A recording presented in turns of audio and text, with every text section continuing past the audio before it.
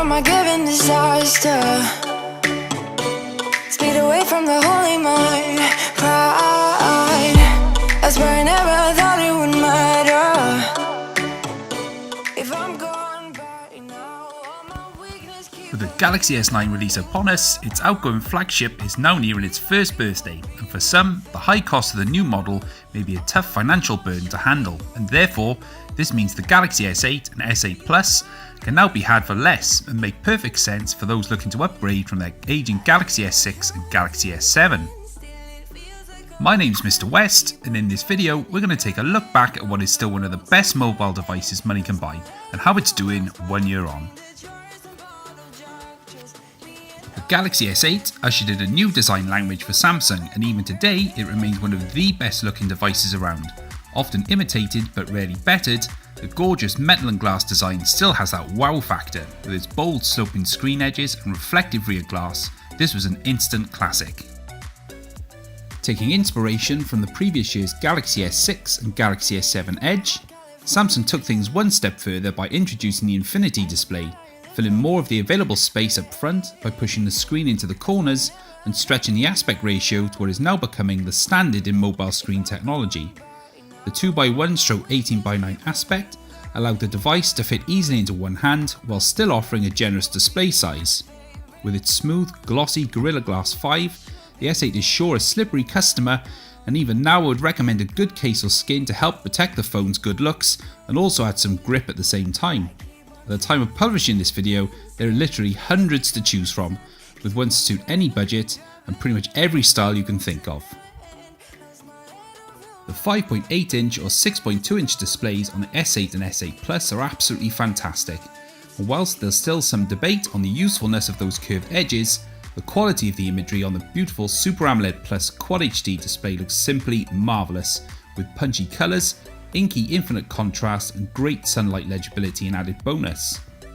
Anything from your favourite websites, photos and a plethora of movie streaming services all look awesome, and in late 2017 Samsung added HDR support to further extend the screen's capability. Even now, this remains one of the best mobile displays on the market and has stood the test of time well. So moving on to software, and whilst there still seems to be a disjointed approach to Android Oreo updates, what we do have is literally the kitchen sink of features dressed up in Samsung's own Experience UI. For the most part this works well, but the sheer amount of options and sub-menus can be a chore, and I found the simplicity of those presented in the stock Android phones to be more manageable. This of course is all down to personal preference, and thankfully Samsung provides handy links at the bottom of each sub-menu which helps you to find what you need should you get lost. In general day-to-day use, the Galaxy S8 copes well, but you may find that the phone bogs itself down, partly due to the skin overlay and some strange RAM management. For the most part though, the Galaxy S8 will do absolutely fine for the vast majority of users, and after a number of updates and software tweaks, the phone can still hold its own in this fast moving market. The internal hardware has aged well too, with the Snapdragon 835 or in-house Exynos chips handling all tasks without breaking a sweat. Everything from graphically intensive games, photo and video editing, or watching your favourite movies in 2K HDR is handled admirably by the Galaxy S8, and even 1 year on it's no slouch, with those 4GB of RAM and the strong Adreno 540 GPU all meshing together to provide a truly flagship experience. Battery life is also good, which despite the small on-paper 3000 mAh cell or 3000 mAh for the S8 Plus, this can last a full day with moderate use. For even if you're a power user like me and the phone is used heavily throughout your day, you can always count on the excellent adaptive fast charging and also fast wireless charge to help you top up midway through your day if you need.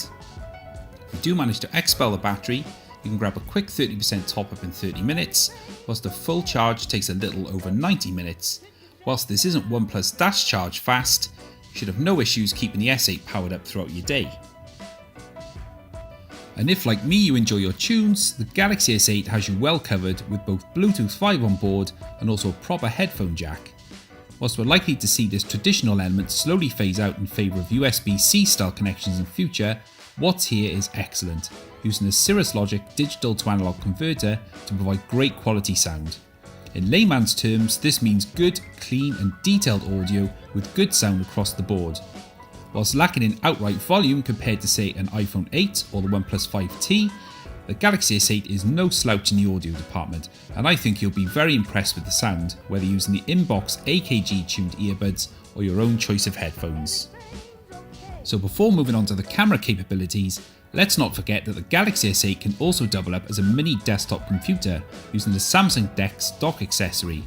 All you need is a monitor, power and HDMI cable and you're good to go.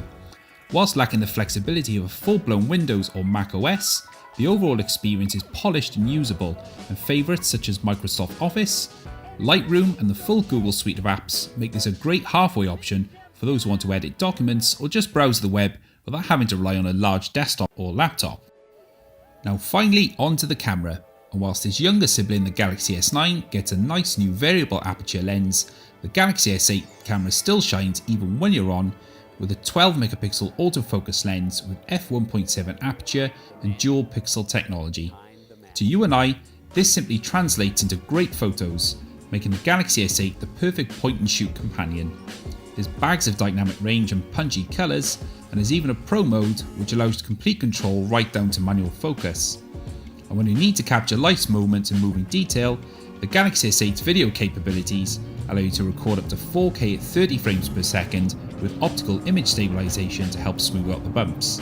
And for selfie lovers, there's also an 8 megapixel front facing camera with autofocus and video recording up to 1440p.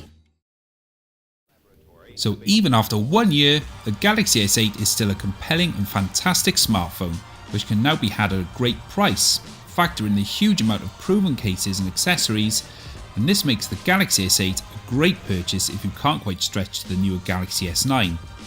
Few phones can earn classic status, but the Galaxy S8 is a deserving device for this category, and is why it came top of my list of favourite tech for 2017. Despite its minor shortcomings such as its poorly placed fingerprint sensor, sometimes choppy software, and super slippery glass coating, this is still a superb mobile companion, and one which I can wholeheartedly recommend without hesitation.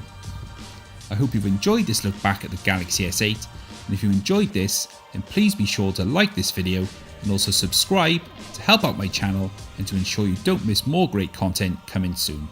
For now, this has been my look back at the Galaxy S8. My name is Mr. West, and I will catch you guys later.